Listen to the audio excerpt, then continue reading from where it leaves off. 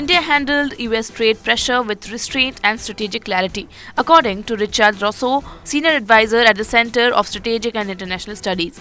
Rousseau said the United States wanted India to help reduce a trade deficit that heavily favors New Delhi and also push for greater access to India's agricultural markets. However, India made it clear that staple grains were a firm red line.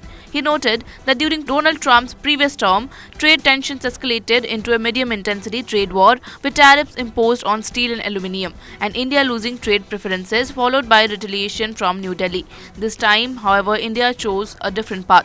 Instead of escalating, it stayed calm, continued negotiations and avoided retaliatory measures. Rousseau credited India for keeping its head down and engaging constructively, even as talks remained tough.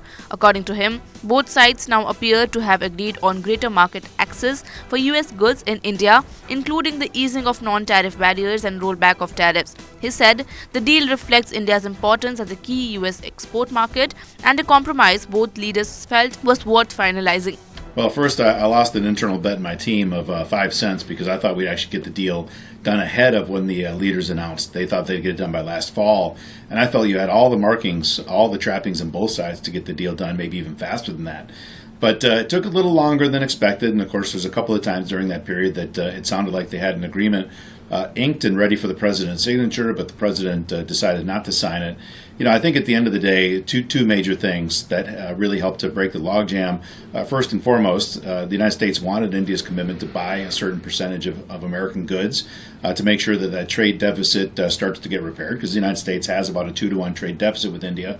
But the second thing, you know, is going back to agriculture market access. For India, there's staple grains that are simply a no-go. Strong red lines politically that we know Prime Minister Modi can't cross.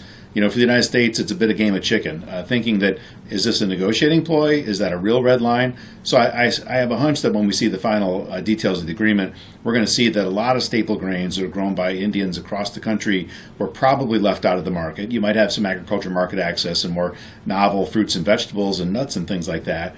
But that's the two things. What is India going to buy from the United States to offset the trade deficit, and how we're going to manage agriculture market access to India, knowing there's red lines?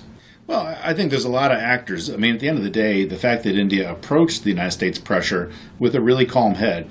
Last time that President Trump was in office, we actually had a medium-intensity trade war. People kind of forget, but the United States hit India pretty hard with our tariffs against steel and aluminum. That wasn't India-specific, but India was hit hard. The United States revoked India's trade preferences under the GSP program for developing countries. India initiated retaliatory tariffs.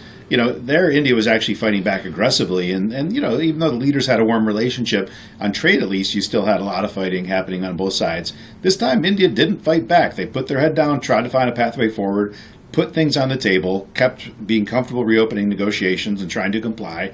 So first and foremost, you know, tip of the hat on the Indian side for not taking the bait and choosing to use this as a moment to fight.